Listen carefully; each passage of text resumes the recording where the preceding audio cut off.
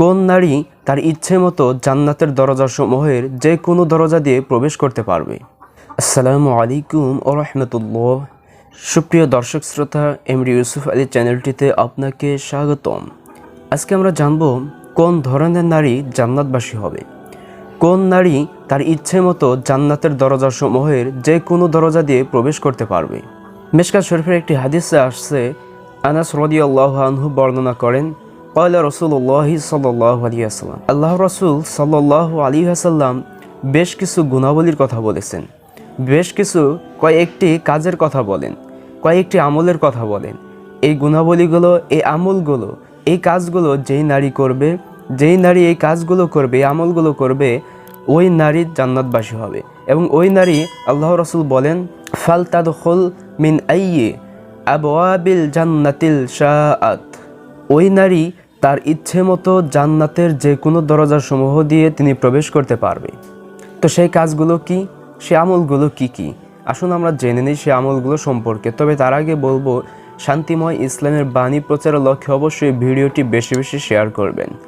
সে আমলগুলো হলো, আল্লাহ রাসূল সাল্লাল্লাহু আলাইহি ওয়াসাল্লাম বলেন, আল মারআতু ইযা সাল্লাত খামসাহা, যে নারী বা যেই স্ত্রী 5 ওয়াক্ত নামাজ যত্ন সহকারে, বিনয়ের সহকারে আদায় করবে, আল্লাহ রাব্বুল আলামিন তাকে জান্নাতবাসী করবেন।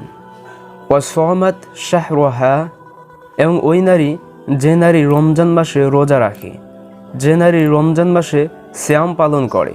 ওয়া আহসানাত ফারজাহা, এবং ওই নারী বা ওই স্ত্রী, যেই নারী বা যেই স্ত্রী নিজের লজ্জা স্থান হেফাজত করে এবং জেনার কাজে লিপ্ত হয় না, পরকীয়ায় লিপ্ত হয় না, পর্দার বিধান মেনে চলে।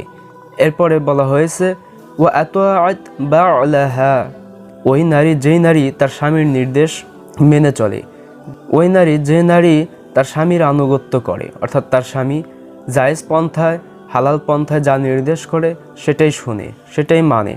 এই 4টি কাজ, এই কাজগুলো যেই নারী করে, সেই নারী ফালতাদখুল মিন আইয়ি আবওয়াবিল জান্নাতি শাআত, তার ইচ্ছে মতো জান্নাতের দরজাসমূহ দিয়ে যে কোনো দরজা দিয়ে তিনি প্রবেশ করতে পারবে। আমি আবারও বলছি, আল্লাহ রাসূল নারীদের কিছু বৈশিষ্ট্যের কথা বলেছেন। ওই বৈশিষ্ট্যগুলো যেই নারী পালন করবে, ওই নারী তার ইচ্ছে মতো জান্নাতের যে কোনো দরজাসমূহ দিয়ে তিনি প্রবেশ করতে পারবে। তো সেই বৈশিষ্ট্যগুলো কি? নাম্বার 1, সালাত খামসাহা, 5 ওয়াক্ত নামাজ যথাযথভাবে আদায় করে। ওয়া সামাত শাহরাহা, এবং রমজান মাসে সিয়াম পালন করে। ওয়া আহসানাত ফারজাহা, এবং লজ্জা স্থানের হেফাজত করে। ওয়া আতাআত বা'লাহা, এবং তার স্বামীর আনুগত্য করে, স্বামীর নির্দেশ মেনে চলে।